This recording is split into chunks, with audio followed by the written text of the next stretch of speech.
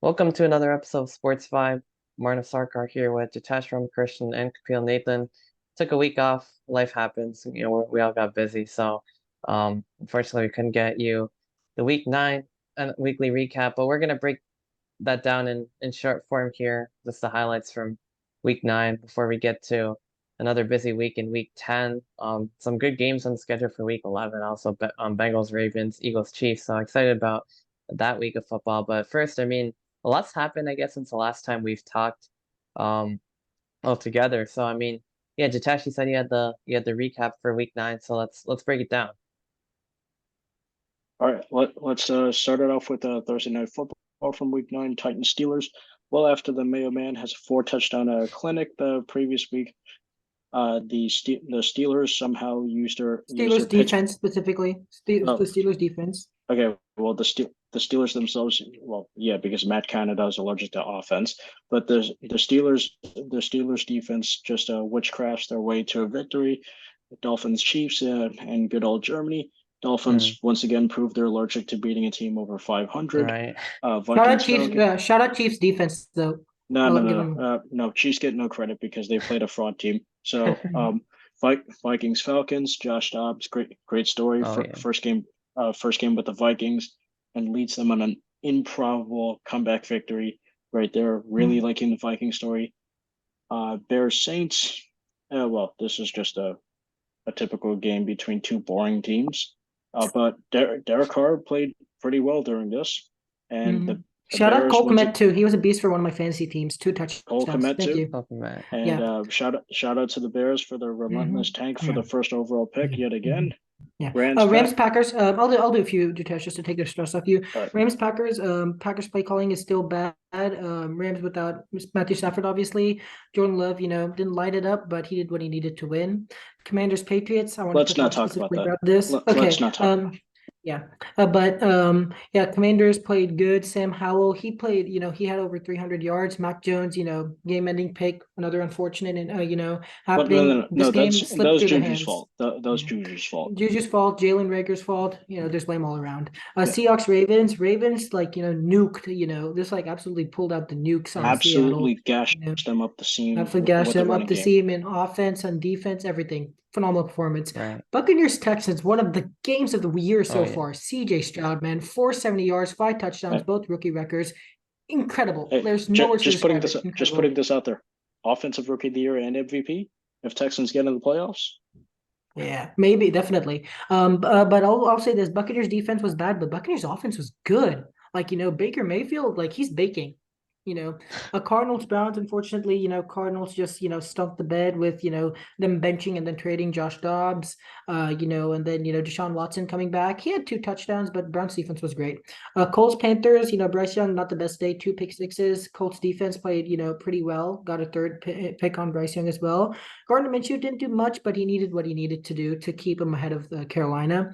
Giants Raiders, obviously, we weren't able to cover, the Raiders firing Josh McDaniels, but we were able to cover that. With Antonio Pierce leading the way, this team seems primed for not a playoff run, but they can make things interesting. Considering they still have 2 games against the Chiefs, they have the Chargers at their own house, they have the Broncos in their own house. And as of Week 10 standings, they're second in the AFC West. Very impressive for a team that's that said, hey, let's fire everybody. Cowboys Eagles. Eagles, wow. This was a great game as well. If Dak Prescott didn't step out on the 2-yard line, this game might have had a different result. But shout out Jalen Hurts, shout out Dak though. For all the hate he deserves, he shouldn't get any for this game. He played great. 370 yards, 3 touchdowns. Basically, the last 5 minutes of the 4th quarter can be summarized with 3 words. What the hell? Flags. What the hell? Yeah. The Cowboys, a lot of, the Cowboys were given a gift. It's kind of stupid they didn't win this game. They were on the 6-yard line. going against the NFL's, best team right now, and they just couldn't punch it in. That's, inexcusable. Well, maybe the Cowboys should have pushed their way in. Who knows what would have happened from the 6-yard line? Yeah, right. You can't do the tush push against the Eagles. They do it to you. It's not how that works. Yeah, definitely. Bills Bengals was Sunday night.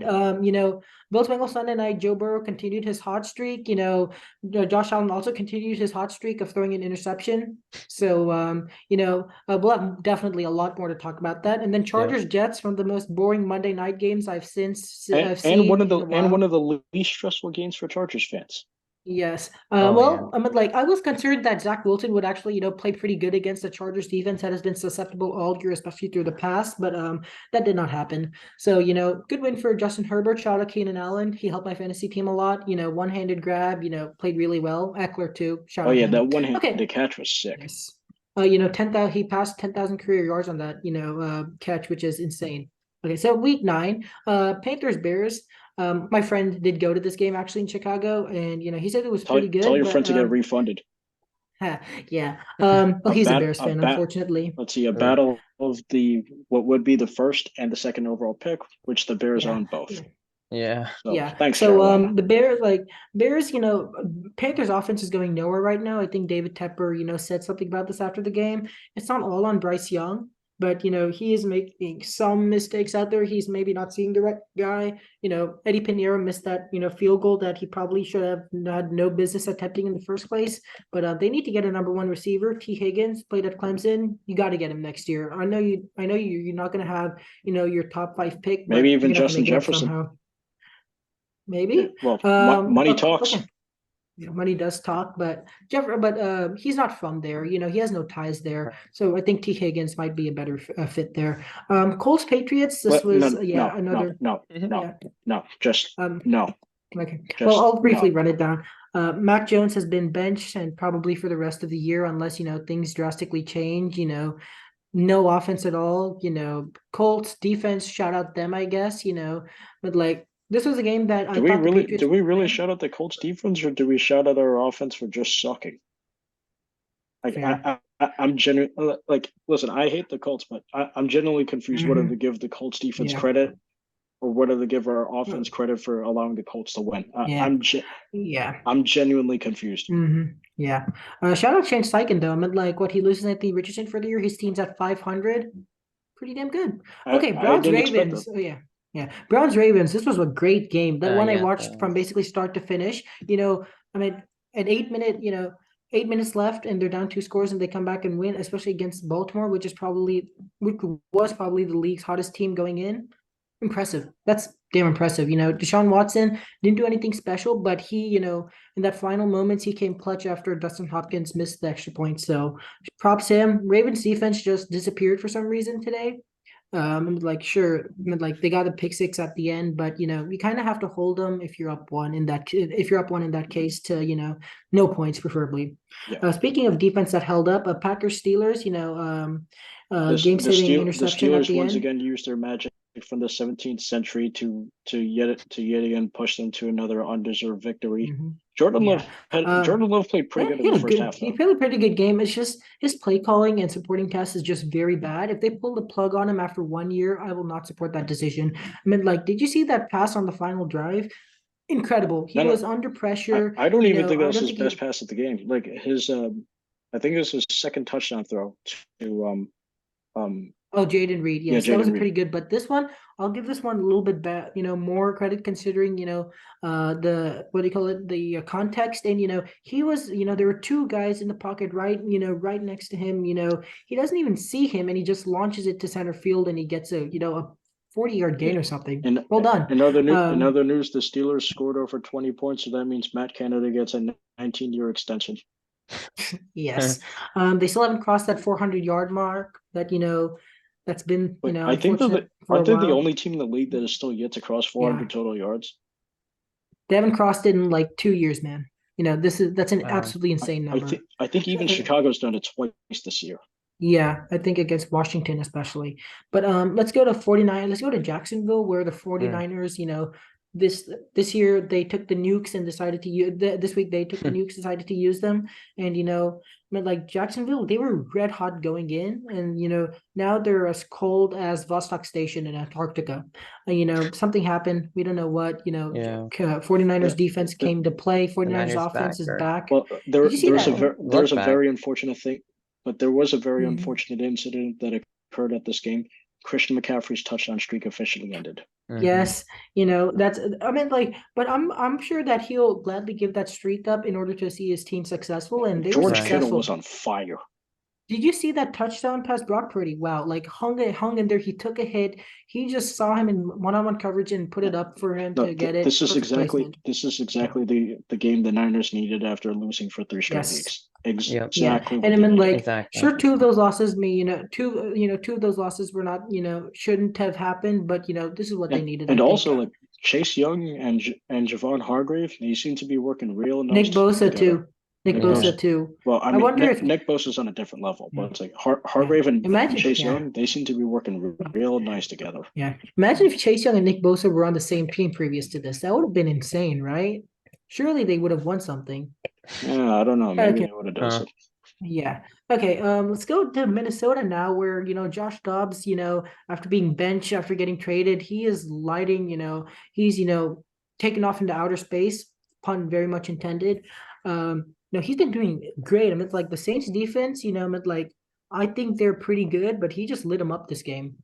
Shout out the Vikings defense for holding him. Here's the thing with that game. Like the problem is like Derek Carr does not really have an offensive line. Like that's why he keeps getting hurt all the damn time. And also it doesn't help that Minnesota's owned the Saints since 2017. That's a fact. And the problem is, right? It's not just the offensive line. His play calling has also been, really bad. Pete Carmichael, I thought he turned a corner after the past few weeks, but just didn't work out. Especially when the Saints dropped 34 on us, at Gillette a few weeks ago. Yeah. Figure that out. Speaking of dropping 30, the Texans in Cincinnati with the huge upset. Wow. I thought this might happen. I was gonna give CJ Stroud the win even, before this, but even, when I saw this on the schedule, but man, he's not the favorite right now for MVP, but if he's not up there, then your list is automatically disqualified. He's been playing elite football. His, interception to touchdown record is, sure, it doesn't exactly rival Brady's streak, but it is damn impressive. He has 15, 16 passing touchdowns, adding 2 or 3 rushing scores. That's great work. And he's a rookie, man. He's played in 8 games so far. Yeah. That's insane. Rookie quarterbacks, they struggle, not this guy. This guy is elite by because CJ Stroud was made for this. Yeah. Speaking of the Bengals, right? They kind of dropped this game, and pun very much intended as well. Tyler Boyd. Yes, another big drop in a clutch situation for him. He doesn't drop many, but when he does, I saw the game against the Chiefs last year. He had one drop right through his hands. Similar thing happened here.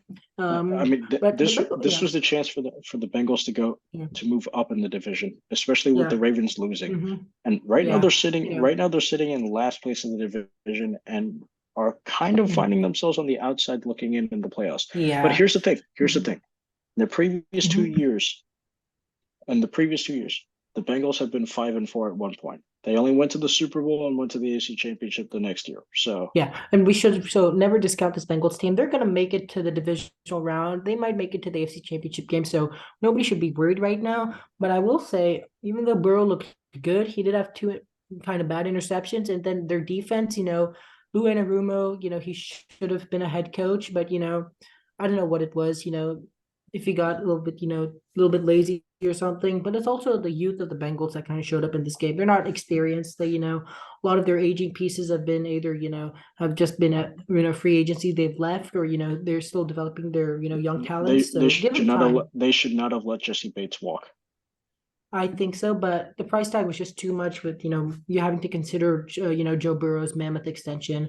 I think a game that we should possibly T. Higgins if that ever comes along.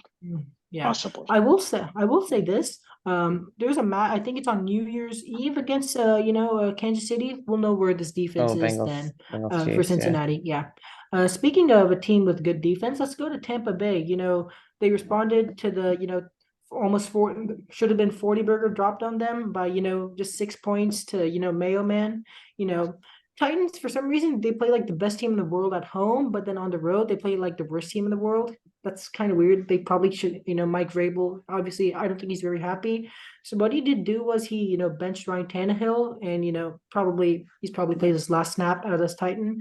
Will Levis, it's good. Look, a lot of rookies, most rookie quarterbacks are gonna have growing pains. You've grown through it, but the Titans have done a pretty good job. I mean, like, sure, their offensive line isn't elite by any means, but they have DeAndre Hopkins, who's very good. Traylon Burks, he hasn't lived up to his potential, which makes trading AJ Brown seem like a massive mistake. Even more massive every second. Well, even if Traylon Burks did live up to his potential, that's still a mistake. Mm-hmm. I agree. So let's go to LA, which we had another possible game of the year so far. The Lions and Chargers. Amazing wow, game. amazing game. Jared Goff, I watched Patterson, 300 yards. 300 yards, a couple touchdowns. Shout out Jahmyr Gibbs, David Montgomery. They combined for I think 230 yards and on the ground and 3 touchdowns. That's absolutely incredible. But it was against the Chargers. Team that shout out to the defensive genius Brandon Staley. Agreed. But let's shout out the actual offensive genius Brian Johnson. Ben Johnson. This man should have been a head coach last year. Obviously he declined it, but there's going to be a few teams calling, and he should definitely reconsider his opportunity in Detroit. And I don't know about you guys, Dan Campbell is my coach of the year. I've been saying that since week 1. He is my coach of the year pick. I think so. If they get the, I would have argued he deserved it last year. Yeah. But now he's out for blood. I will say this though, credit Justin Herbert for coming back from a couple 14-point deficits to put his team in a position to try and win. But if I'm a Lions fan, that defense is looking awfully suspect. Sure, they've had most of their good showings, but they were against offensively challenged teams. The Chiefs are a lot of times they're slow to start off the year. But if you're a Lions fan, right, this defense, it has a lot of good players on it. It could be playing a little bit better. Considering what the Jets did last week, sure, 27, and sure what some other teams have done with the Chargers, especially Dallas, but you kind of have to look for improvements on defense. I still think their defensive line, I think it's a little bit underrated, but I think they could use an interior pass rusher as well. Speaking of, nobody decided to cover Keenan Allen for the second week in a row. I don't know why that happened. So I guess teams going forward, you should probably know. I covered that guy in Powder Blue 13. I heard he's pretty good. And he's got a great beard too. Let's not forget that. And he's got, oh yeah. So let's go a little bit to the next state where we saw Falcons Cardinals, and man, this was actually a pretty underrated game. I mean, Kyler's return. This was Kyler. I mean, sure, we've clowned on him, but he had a bad interception, but he played good down the stretch, man. I mean, if they get the chance to draft Caleb Williams, that might be a mistake, right? If Kyler plays, good over these next 5 weeks. This team is 2-8. I don't think Kyler's job is honestly in jeopardy with the Cardinals. I don't think so either. Especially when they gave him what, 180 million or something like that. 230 million with the full value, but I think that this administration, they're excited about him. I mean, they've seen what he can do. I mean, I'm sure that he'll be a Cardinal for a little while, until they restructure that contract. At least he'll be a Cardinal. So that's not going to be happening for the foreseeable future if he plays like this. I'll say that. Speaking of playing really well, I know a certain somebody would like to talk about this. Let's let our buddy take the floor. Why don't we take our buddy? Here, Kapil, right. Listen. Let's agree to not say anything. Let's let Arnav do all the. This is therapy, Arnav. Let your feelings out. Oh boy. Well, I think the season was kind of over last week when the Giants lost 36 to the Raiders. That was so bad I pretty much couldn't watch it, and I'll admit that I ended up watching the Eagles-Cowboys game despite despising both teams. But also Daniel Jones tore his ACL, which that really obviously sucks. But Tommy DeVito, I mean, not great, but I mean, Giants did manage to score 17, which I'm honestly a little surprised about. They also allowed 49 to the Cowboys who had previously lost to the Eagles, but obviously I don't think anyone was expecting a win. It's just like disappointment. Like I don't really know what to say. Yeah, I mean, season's kind of like pretty much over. They couldn't really do anything. They got, humiliated. I think everyone was expecting it. Shout out the Cardinals for winning their second game of the season, going back to that, because the Giants are officially have the second overall pick, as of right now, at least in the draft. And I don't know. I mean, damn I don't it, know. That's right. Yeah, I don't know if the Giants are gonna actually draft a quarterback, but I mean, I think they really should. Whether it's Caleb Williams or Drake May, whoever they can get their hands on. But because this is just not working out, and like with DJ, like it's nice. I'm sure you can, you know, be a starter somewhere else maybe, but like, I mean, we'd have to trade away a massive contract. His massive contract, I don't know if it's gonna take it, but the Giants have got to do something next season. But as for this season, it's pretty much over.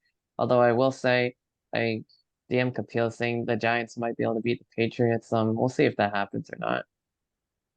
That's all I got. A lot of weird shit always happens when those two teams play. I hope out of pride that we can at least beat the Giants, even if it's this team that has caused us so much pain over the past few years. Even if it's a score of 3-2, I will take it. It's like Iowa Rutgers. Yeah. Okay. Anyway. Let's talk Commanders and Seahawks. This was also a pretty good game. I mean, like, we had a lot very underrated. Very underrated. We had a lot of good games. We've had a lot of good games these past 2 weeks. I mean, like, shout out Sam Howell. He's been lighting it on fire.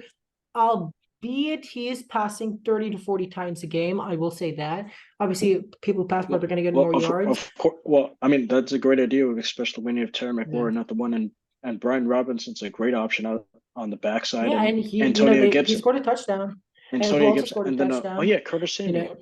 Curtis Samuel. I don't think so. Yeah. But this is Washington. Sure, they're gonna fire Ron Rivera. I mean, like, they might promote Eric Bieniemy. I think that's probably what's gonna happen. But shout out Geno Smith. He's had a rough few weeks. People are questioning. Hey, is he the guy we gave $35 million to, or the guy we paid $3.5 million to be a backup? I think he silenced that, this week, 26-26. And he especially needed that game after the dud of last week.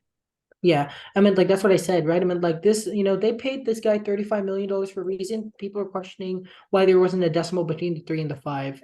So, but I will say this, he played really good down the stretch. He came in the clutch when he needed to. Just a great, he played great. His, I mean, like, this Seahawks schedule coming up, if I can pull it up real quickly. This is a tough schedule. Well, I mean, they got the Rams next week. They got the Rams next week with Stafford, or Stafford might be coming back. I'm not sure. But after that, he has 4 tough games. He's got, he got the Cowboys. He's got the Seahawks. He's got the Eagles. He's got the Niners twice. Wow. Then and not back-to-back weeks, but there's a bye. But still, that is a brutal schedule for any quarterback. I think the Seahawks would consider themselves like pretty good spot if they could break even on that. I think so. I mean, like, if they can split the Seahawks, I think they will beat the Eagles. I mean, like, they've just had their number in recent years for some reason. I think they'll beat the 49ers once.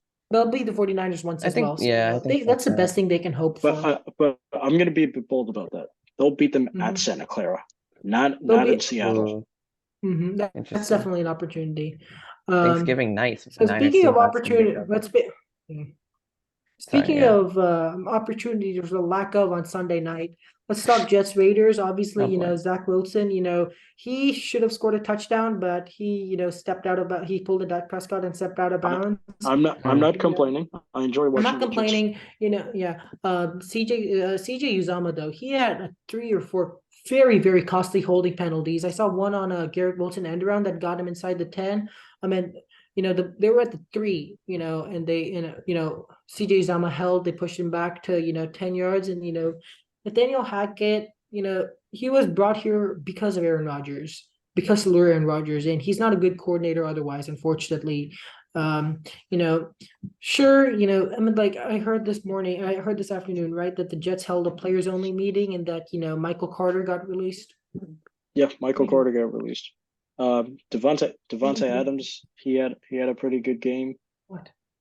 So, um, other than that, though, like, I mean, Jets defense did have their moments, and Aiden O'Connell behind center for the Raiders certainly played quite well.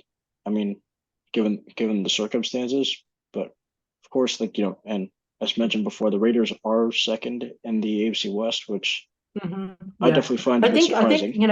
I think they'll definitely pull a game, maybe both games against the Chargers if their defense isn't overrated. I think Patrick Graham. I mean, like shout out him, man. I mean, like last year, really bad defense. People were wondering, oh, we should fire him, see if we can get Gio Evero or something like that. But like the old administration stuck with him. This new one has stuck with him as well. He's doing a great job. He has his defense playing great football. And shout out Antonio Pierce, man. I mean, like, 2-0. Wow. Like, I don't know. He should, they should not Rich Bisaccia this guy. If you do, it would be the worst of a long line of mistakes. Rich Bisaccia should have never been given a chance to leave. Yeah, he shouldn't have been let out of the building. After almost every player in the team supports him, and Mark Davis says, "I like this guy." And after especially that rocky season the Raiders had, we all know what happened, and they still made it to the playoffs and nearly beat. They were 6-7 at one point. They didn't have much of a chance to make the playoffs. And Rich Bisaccia, he got them there, and everybody supported him. And then you said, no, we're gonna hire this guy who hasn't been successful as a head coach, and and denied a team had the head coaching opportunity after he said they'd take it. And look where they're at now. Rich Bisaccia should have never left the building. They should have put in a barricade up and said, "You're not leaving. You're going to be on your head coach." I think they should. They should do that to Antonio Pierce. But I think they also have to recognize that there are some. I mean, like it's a small sample size. They haven't played the greatest teams in the world. They played two New York teams. That's insane. They've played two New York teams. But going off of what you said, speaking of coaches that can leave, hello, Ken Dorsey. We'll talk about. Well, we'll hold on just about that. So, let's finish on the Raiders. They're gonna hire a new head coach, and then like you have Ben Johnson, obviously, waiting in Detroit. If Gio Evero, if the Carolina Panthers have a bad season, you definitely need to look at him. Otherwise, just promote from within. You really don't have a choice. Or you can always recruit someone for the 49ers. That's what everyone's been doing for the past couple of years. I think Steve Wilkes, he was a good head coach in Carolina. Arizona gave him zero opportunity. He was set up to fail in Arizona. He was set up to fail in Arizona. I mean, Carolina, he played well, and like everybody wanted him to be hired in Carolina, like everybody. And we had another incident of hey, let's screw over a coach that the players like. If you really care about the players, you probably shouldn't have let Steve Wilkes out of the building. I will say that. But speaking of let out of the building, let's talk about the Broncos and the Bills. I had the Broncos winning this game in an upset. I kind of thought that it might happen too, honestly. And it did. I mean, like they've played elite football these past few weeks. If anybody hasn't noticed, I know the Patriots suck right now, but whenever the Bills lose, it's always fun to watch. It makes me happy. It's pretty funny. We'll cover this. Broncos, their offense wasn't good. They had a lot of opportunities. One thing I noticed, the ball was like for a long stretch of time, it was near or at midfield, and both teams couldn't, push it in either direction. But so if you're a Broncos fan, you do have to be slightly concerned. Sure, Russell Wilson's playing great. He had, an amazing touchdown on, Monday night, whirled around. He looked like, prime Russ, I mean, like the barest of margins. I mean, like, that's insane. Nobody does that except maybe him. I saw one stat on ESPN where it's like that Russell Wilson 3.7, 3.7, and then he has also the next, next most improbable at 5.7. But he is, Russell Wilson. He may not be playing, elite, but he's playing great football. Like not a lot of quarterbacks. Unlike Josh Allen, who that feels so good to say. 3 turnovers, and then the fumble, the second fumble on James Cook was kind of on him. James Cook also got benched after losing his first touch of the game. So you'll probably, Stephon Diggs with only 3 catches during the game, and clearly his brother Trayvon was pretty pissed off about that. Yeah. So let's focus on the game, then we can talk about that. But Buffalo, I will shout out Buffalo's defense, man. They have been absolutely gutted. They lost Matt Milano. They lost, they lost Daquan Jones. They, Micah Hyde wasn't playing. They lost Trey White. Those are all-star players for, this top, that's usually top 10 or top 5 at least, or top 5 or top 10 at least. And, what Sean McDermott has done, he's getting them, they're not an elite group, but they have to be respected. Like, if you don't respect this Buffalo Bills defense, you should definitely start. But yeah, let's talk about the results post game. Well, okay, I want to also shout out Mike Westhoff, special teams coordinator for the assistant head coach, although he's also, the special teams guy for the Broncos. Those 2 kicks I saw very impressive, and because they had no timeouts, and he had his team running on to try and have the game-winning field goal, which admittedly probably shouldn't have happened in that high stress because of 2 missed extra points. But that's Buffalo's fault. 12 men on the field. So I'd like to shout out Will Lutz for making Bills fans cry all over Twitter, because hardly anything's better than Bills tears. Yeah. Okay. So speaking of Bills tears, Ken Dorsey was fired this morning, and to be honest, he probably should have been fired after the playoff loss to Cincinnati. I would have done it then, because the first few weeks that he had in Buffalo were the best he's had. He's had since Carolina, but since then it has just all gone downhill, man. A lot of it. I spoke with a Bills friend at school. I will say this: it's not all on him, but most of it is on him, because this offense should be scoring 30 points a game. Yeah. Easily. Frankly, you could have made the argument that Ken Dorsey could have been fired on opening day against the Jets, where Josh Allen was just. I said the playoff loss against Cincy, right? Dating back to last year, they scored 10 points. But this team, right? They're just so bipolar, and Ken Dorsey, I think, he deserved to get fired, because he was lacking creativity. He's been lacking explosiveness. He's just been lacking kind of everything, and I think Josh Allen has felt the repercussions of that, and he's probably felt a little need to do too much, which has led to a lot of his turnovers. Josh Allen's biggest problem is that he always tries to play hero ball. Always. He tries to play hero ball, and that, I think some of that is because of Ken Dorsey. He's not making right calls at all.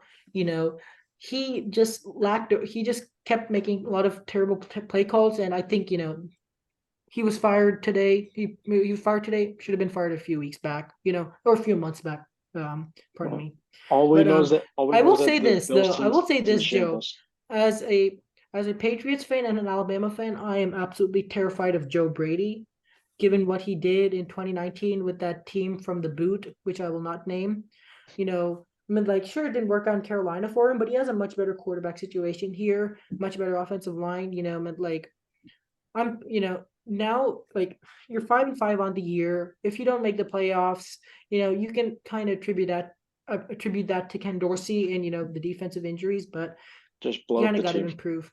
Yeah, blow up the team. I don't think Sean McDermott should be fired. He's done a good job. If I'm a Bills fan, right? Not as a Patriots fan, but as a neutral fan, I'm looking at this saying Sean McDermott has done a pretty good job. He's kept this team, a lot of these losses aren't his fault. Josh Allen, let's look at the Bills' losses this year, right? This year, first they had the Jets, right? They had the Patriots, 4 or 5 turnovers. That's Ken Dorsey, right? They didn't score 10 points they scored 10 points in the first 3.5 quarters. You don't do that with this offense. You just don't. You can't. But Josh Allen, they did. That's the point. Because they suck.